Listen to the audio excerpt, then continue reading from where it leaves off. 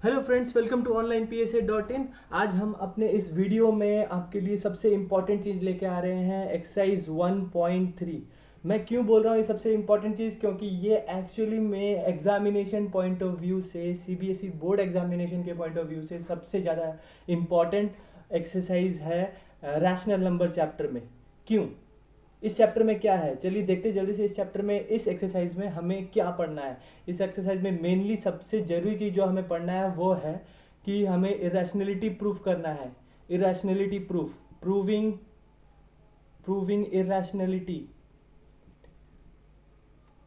तो हमें irrationality proof करना है। इरेशनलिटी प्रूफ करने का मतलब क्या होता है? इरेशनलिटी प्रूफ करने का मतलब होता है √2, √3, √5 एक्सेट्रा एक्सेट्रा, जो कि इरेशनल नंबर्स हैं, इनको प्रूफ करना है कि ये इरेशनल है। पर कैसे कैसे हम प्रूफ करेंगे कि √2, √3, √5 इरेशनल है? तो ये जो क्वेश्चन है एग्जामिनेशन पॉइंट ऑफ व्यू से बहुत ही ज़्यादा इम्पोर्टेंट है। मैं एक बार और बता दूं आपको, ठीक है? तो ज़्यादा देरी ना करते हुए let us start with this concept of proving irrationality.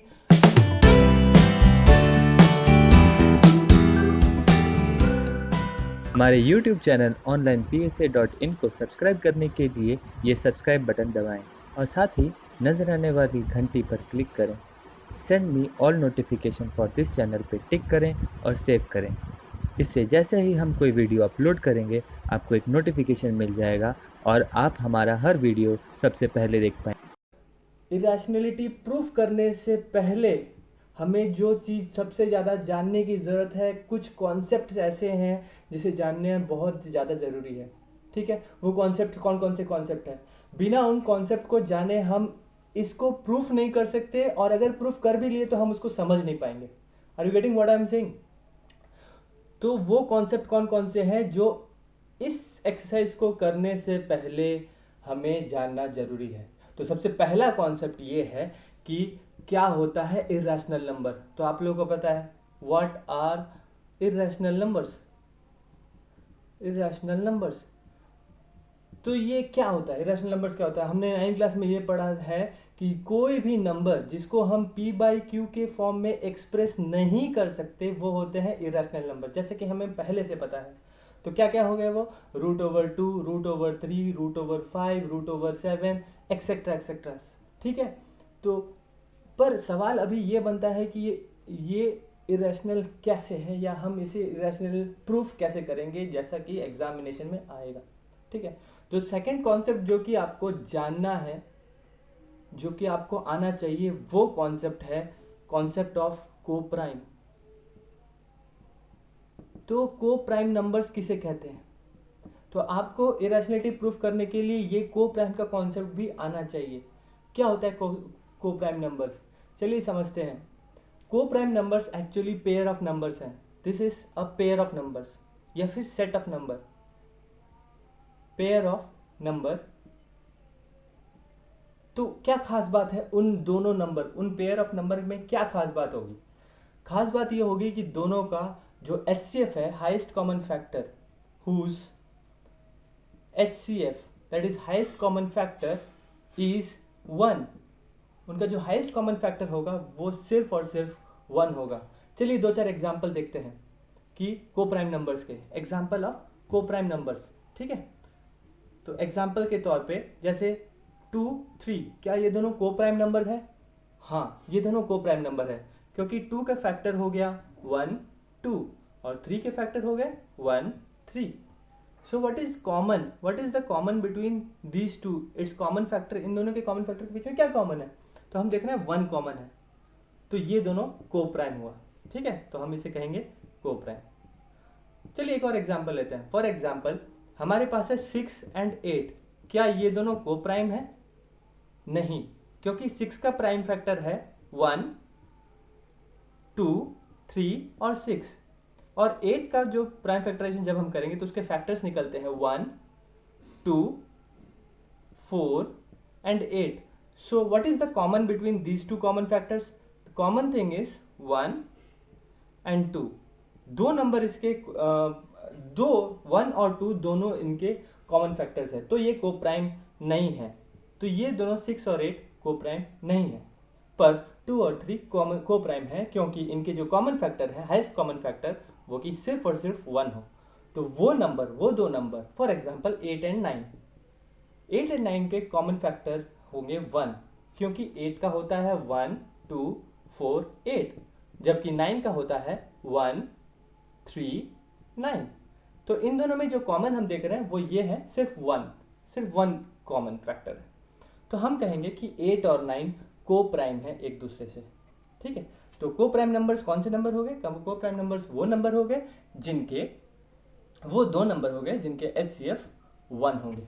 ठीक है, तो ये दो कॉन्सेप्ट आपको जानना जरूरी है। एक और चीज है, मैं आपको बताऊंगा इरेशनलिटी प्रूफ करने से पहले कौन सा कॉन्सेप्ट, कौन सा थ्योरी आपको पता होना चाहिए, आपको समझ में आना चाहिए। ठीक है, इरेशनल नंबर्स हो गया, को प्राइम नंबर्स हो गया। इरेशनल नंबर्स वो नंबर्स होते हैं जो कि P/Q के फॉर्म में नहीं लिखे जा सकते, √2 √3 √5, जिन्हें हमें प्रूफ करना है कि इरेशनल कैसे हुए। को प्राइम नंबर वो नंबर होते हैं जिनकी HCF 1 होता है। ठीक है, जिन दो नंबर का HCF 1 होता है। अब जो नेक्स्ट चीज जो हमें जानने की जरूरत है वो है थर्ड नंबर जो कि हमें जानना है, वो है theorem 1.3। So let us focus on theorem 1.3।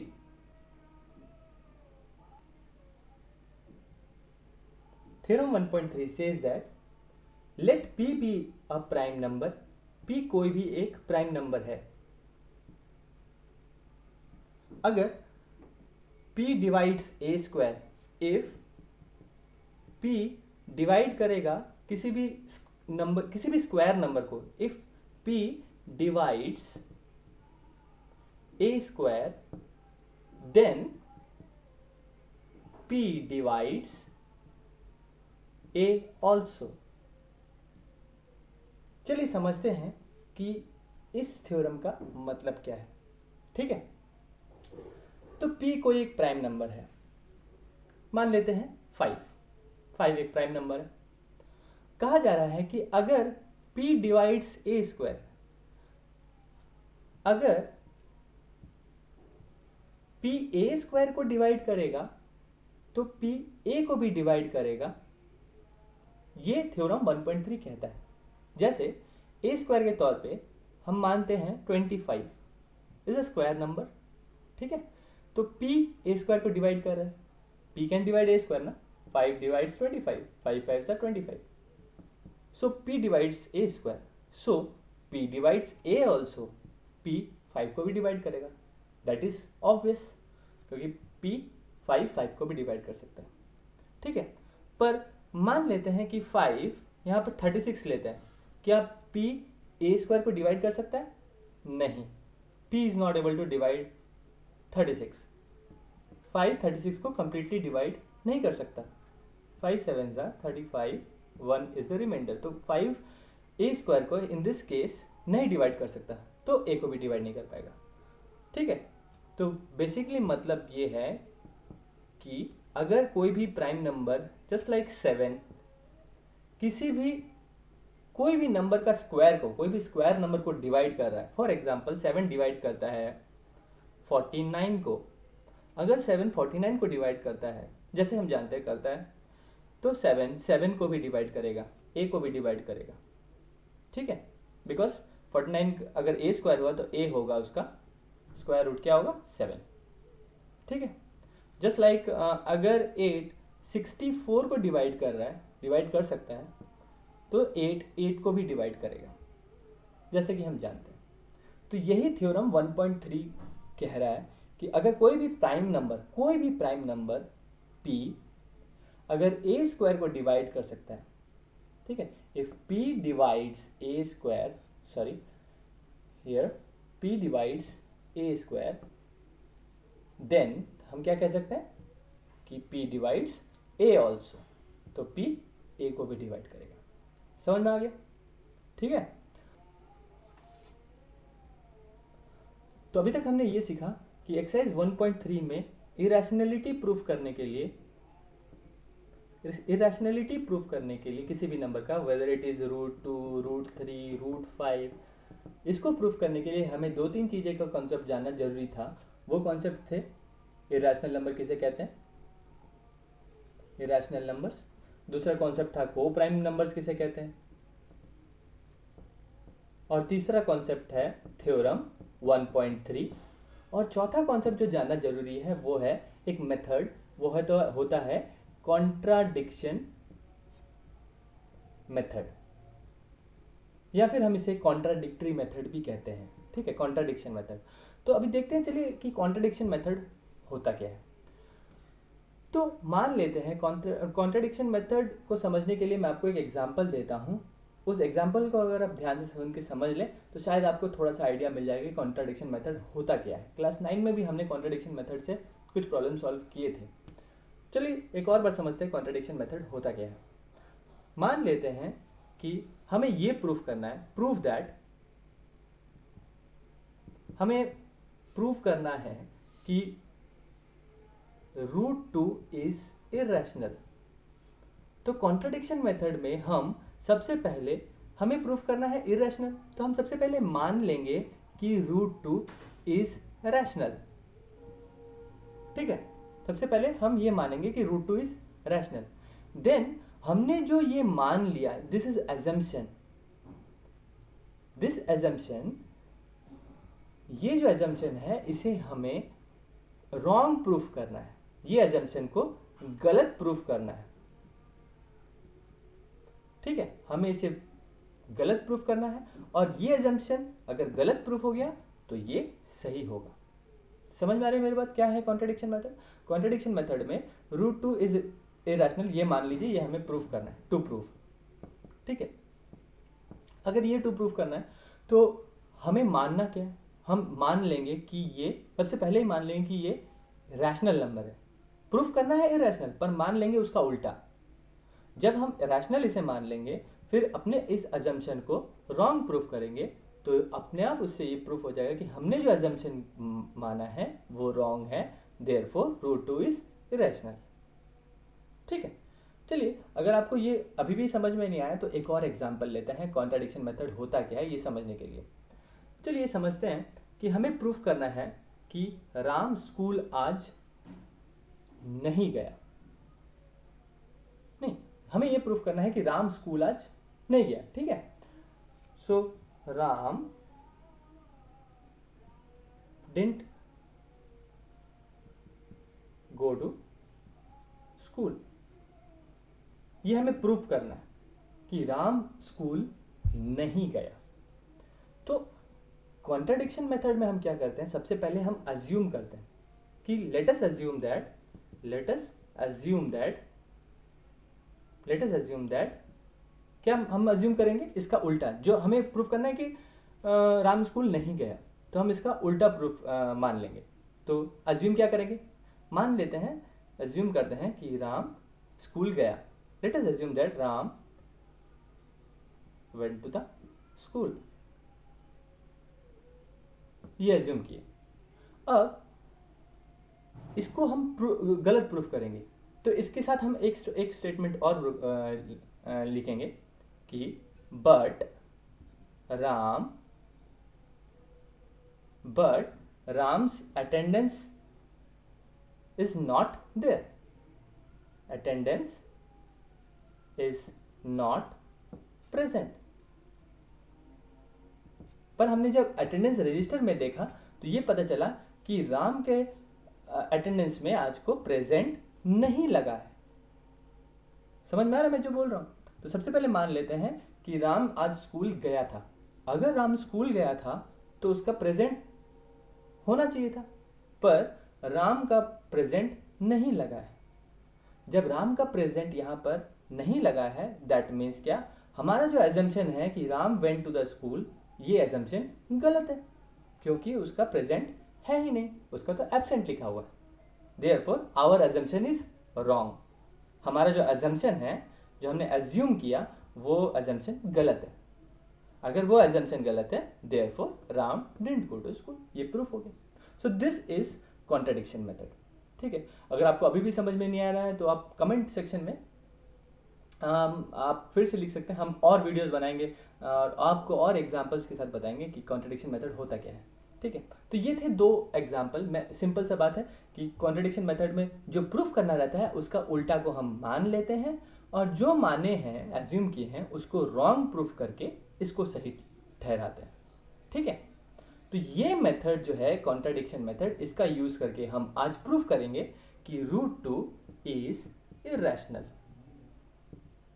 ठीक है, और सेम मेथड होगा अगर चाहे √2 इज इरेशनल आए, चाहे √5 आए, चाहे √7 आए, कुछ भी आए, तो आप ये मेथड से आप इरेशनल प्रूफ कर सकते हैं। तो अगर मैं आपको एक भी दिखाऊं, तो अगर आप उसको समझ जाइएगा तो आराम से आप एग्जामिनेशन में कर सकते हैं, √5 के लिए भी और √7 के लिए भी, या फिर √3 के लिए भी, एंड सो ऑन। ठीक है, तो चलिए देखते हैं कि √2 इज इरेशनल कैसे प्रूफ करेंगे। Let us focus. √2 is irrational, prove it,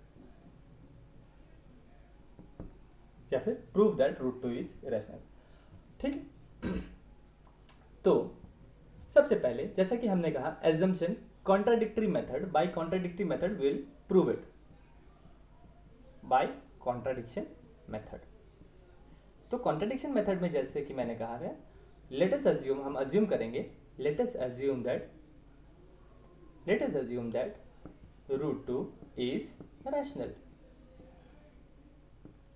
ठीक है, √2 रैशनल है, देयरफॉर √2 अगर रैशनल हुआ, √2 को हम can be express in the form of a/b। √2 is equal to a/b हम लिख सकते हैं, क्योंकि ये रैशनल नंबर है, हमने यही मान लिया। Therefore √2 is equal to a/b, where a and b are co-prime to each other।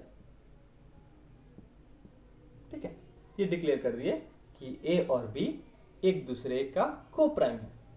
ठीक है, तो सबसे पहले मान लिया कि √2 इज इरेशनल, देयरफॉर हम लिख सकते हैं कि √2 is equal to a/b। Now अब हम क्या करेंगे, स्क्वायरिंग बोथ द साइड, दोनों साइड में स्क्वायरिंग करेंगे। ठीक है, squaring both sides, what we got, we get √2 का square is equal to a/b का होल स्क्वायर। ठीक है, स्क्वायरिंग करेंगे तो ये आएगा, तो हम इसको और क्या लिख सकते हैं, और √2 का स्क्वायर इज 2 एंड a/b का होल स्क्वायर इज a²/b²। ठीक है, करेक्ट। तो इतना दूर आ गया।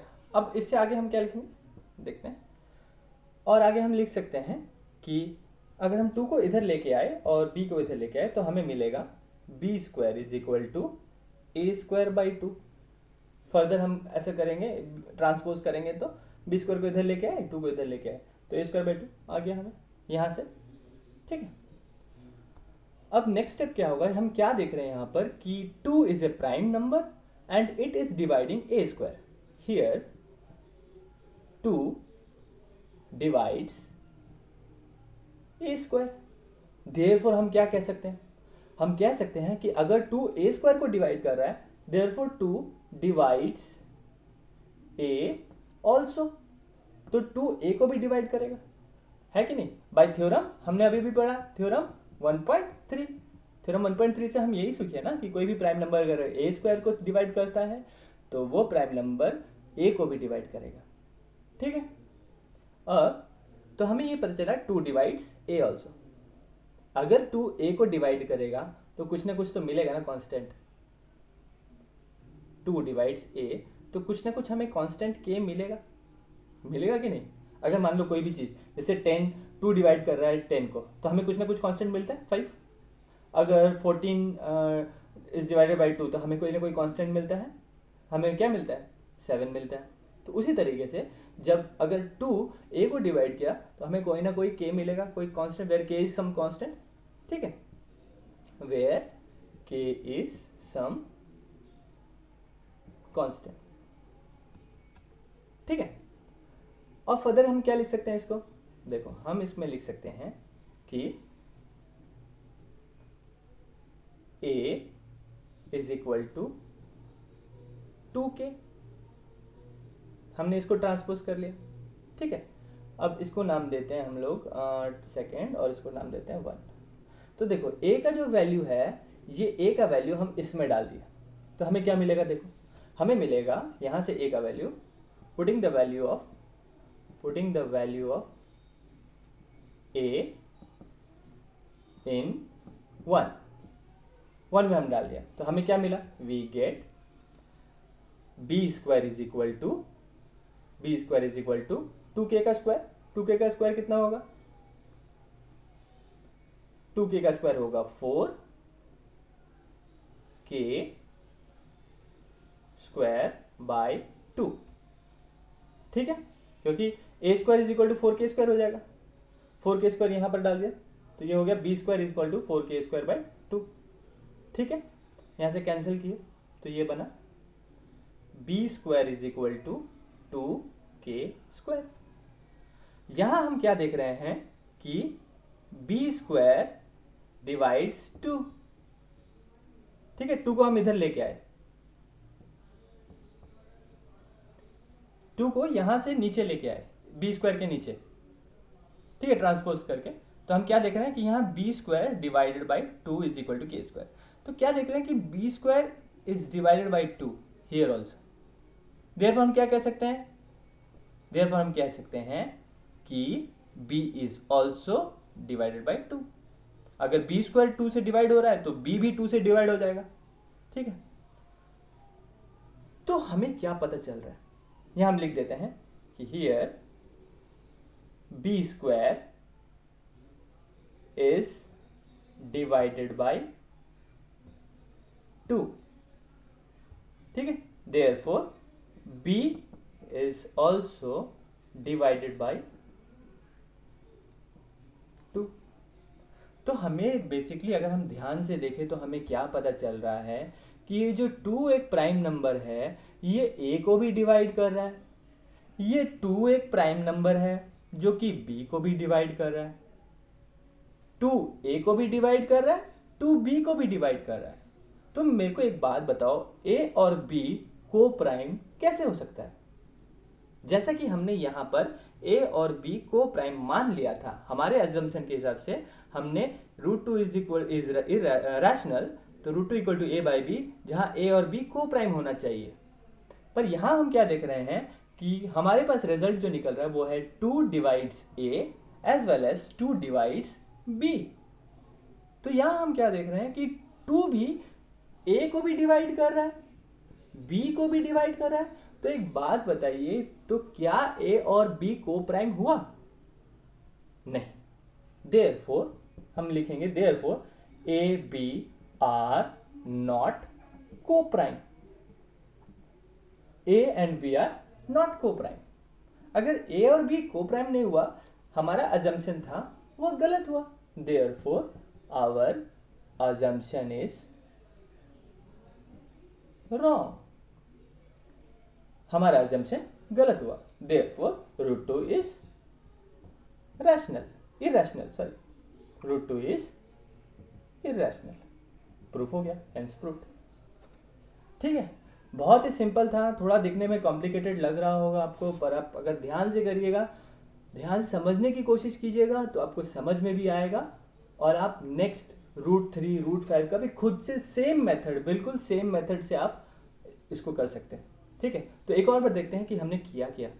√2 इज इरैशनल हमें प्रूफ करना था, तो √2 इरैशनल प्रूफ करना था, तो हम उसे कॉन्ट्राडिक्शन मेथड से करेंगे। तो कॉन्ट्राडिक्शन मेथड से हमने क्या सपोज किया, हमने अज्यूम किया कि √2 रैशनल है। अगर √2 रैशनल है तो हम √2 को a बाई बी के फॉर्म में लिख सकते हैं, जहाँ a और b को प्राइम होना जरूरी है। अगर रैशनल है तो a और b को प्राइम होना जरूरी है, ठीक है। तो where a and b are coprime to each other. तो अब क्या करें, स्क्वायरिंग बोथ साइड किए। अगर स्क्वायरिंग किए तो ये हो गया 2 equal to a square by B square. 2 को इधर ले आए तो हमें पता चला कि 2 डिवाइड्स a स्क्वायर। अगर 2 डिवाइड्स a स्क्वायर तो 2 डिवाइड्स a ऑल्सो। तो यहां पर हमारा पहला रिजल्ट आधा इंटरवल हो गया जब 2 डिवाइड्स a ऑल्सो। नेक्स्ट क्या हमने किया कि अगर 2 डिवाइड्स a होगा तो कोई ना कोई कांस्टेंट हमें मिलेगा, कोई ना कोई कांस्टेंट तो हमें मिलेगा ही। तो हम इससे क्या किए, a इक्वल टू 2k, और फिर इसको क्या किए ए का वैल्यू यहाँ से हटा के यहाँ पर रख दिया इक्वेशन 1 पे। यहाँ से ए का वैल्यू हमने यहाँ जब रख दिया तो हमें मिला B square equal to 4k² by 2 और 2 4 को कैंसिल किया तो 2। तो यहाँ से हमें ये पता चल रहा है कि यहाँ 2b² को डिवाइड कर रहा है। अगर 2b² को डिवाइड कर रहा है तो 2b को भी डिवाइड करेगा। ठीक है, तो 2b को भी डिवाइड करेगा और इससे हमें ये पता चल रहा है कि a is divided by 2 and b is also divided by 2। अगर a 2 से भी डिवाइड हो रहा है, b 2 से भी डिवाइड हो रहा है, तो को प्राइम कैसे हुआ? को प्राइम ये नहीं हुआ, क्योंकि को प्राइम होने के लिए उनके हाईएस्ट कॉमन फैक्टर सिर्फ 1 से ही डिवाइड हो सकता है, 2 से नहीं डिवाइड होगा दोनों नंबर। तो पर यहाँ पर हम देख रहे हैं कि a भी डिवाइड हो रहा है, b भी दिखा रहा है। देयरफॉर जो हमने एज्यूम किया कि a और b को प्राइम है, since it is a rational number, therefore that assumption is, हमारा assumption है वो गलत है, our assumption is wrong। Since our assumption is wrong, therefore what is correct? The true is √2 is irrational। ठीक है, अगर आप चाहें तो आप खुद से भी अगर आप इसे कोशिश कीजिएगा √3 के लिए, √5 के लिए, √7 के लिए, तो आप कर सकते हैं। इससे आपको भी प्रैक्टिस होगा, एक कॉन्फिडेंस आएगा। अगर आप चाहें तो एक और बार √3 के लिए करने के लिए या √5 करने के लिए, चलिए देखते हैं √5 करके सेम मेथड, वही सेम मेथड से हम जाएंगे। इस बार मैं ज़्यादा एक्सप्लेन नहीं करूंगा, आप बस ध्यान से देखते जाइए। एक्सरसाइज 1.3 का क्वेश्चन नंबर 1। तो क्वेश्चन नंबर 1 से कह रहा है हमें कि प्रूव दैट √5 इज इरेशनल। ठीक है, सेम क्वेश्चन है, बिल्कुल सेम, कोई डिफरेंस नहीं है, √2 और √5 में कोई डिफरेंस नहीं है। ठीक है, तो हम क्या करेंगे, √5 को इरेशनल प्रूफ करने के लिए सबसे पहले सेम मेथड पे हम जाएंगे कि √5 को हम कॉन्ट्राडिक्टरी मेथड से क्या करेंगे, रैशनल मानेंगे। तो late us assume that √5 is rational. ठीक है, अगर √5 रैशनल है तो हम क्या कहेंगे, √5 can be written as a by b where a and b are coprime. ठीक है, देन क्या करेंगे, squaring both the side, square करेंगे, स्क्वायरिंग बोथ द साइड हमें क्या मिलेगा, 5 √5 का स्क्वायर करेंगे तो 5 मिलेगा, इधर स्क्वायर करेंगे तो a² बाई b² मिलेगा। ठीक है, देन हम इसको चेंज करेंगे तो ये क्या बनेगा, b² is equal to a² by 5, transpose किए तो हमें इससे क्या पता चल रहा है कि 5 divides a², here 5 divides a²। Therefore हम क्या कह सकते हैं, बाय थ्योरम 1.3 क्या कह सकते हैं, 5 divides a also bye theorem 1.3। ठीक है, इतना दूर हो गया। अगर 5 a को डिवाइड कर रहा है, अगर 5 a को डिवाइड कर रहा है तो there must be some constant k, कुछ तो कांस्टेंट मिलेगा। अगर 25 को 5 डिवाइड कर रहा है तो कुछ तो कांस्टेंट मिला। ठीक है, अगर 35 को 5 डिवाइड कर रहा है तो कुछ कांस्टेंट मिल रहा है कि नहीं, 5 7 35। तो हमें अगर a को 5 डिवाइड कर रहा है तो कोई कांस्टेंट मिलेगा k, where k is some constant. ठीक है, देन क्या करेंगे, हम इससे पता चल रहा है a इक्वल टू 5k और a² is equal to 25k²। तो ये जो a² का वैल्यू है, putting the value of a² in equation 1 में पुट करेंगे a² का वैल्यू को। ठीक है, तो अब क्या होगा, तो पुट करेंगे तो हमें मिलेगा b² is equal to 25k² by 5, यहाँ कैंसिल होगा, 5 हमें मिलेगा b² equal to 5k² and b² by 5 is equal to k²। तो इस स्टेटमेंट से हमें क्या पता चल रहा है कि 5 b² को भी डिवाइड कर रहा है, 5 b² को भी डिवाइड कर रहा है, देयरफॉर 5 b को भी डिवाइड करेगा। ठीक है, थ्योरम 1.3 से। ठीक है, तो हम इसमें यहाँ पर लिख देंगे since 5 divides b², therefore 5 divides b also। तो हमें क्या पता चल रहा है कि 5 divides a², 5 divides a, 5 a को भी डिवाइड कर रहा है और 5 b को भी डिवाइड कर रहा है। तो इसका मतलब ये है कि a और b 5 दोनों जो है a और b ये 5 से डिवाइड हो रहे हैं. That means a and b are therefore a and b are not coprime. अगर a और b को प्राइम नहीं है तो फिर our assumption is wrong. Our assumption is wrong. तो हमारा जो assumption था, ये जो assume किए थे हम, our assumption is wrong, therefore root 5 is irrational. That's it.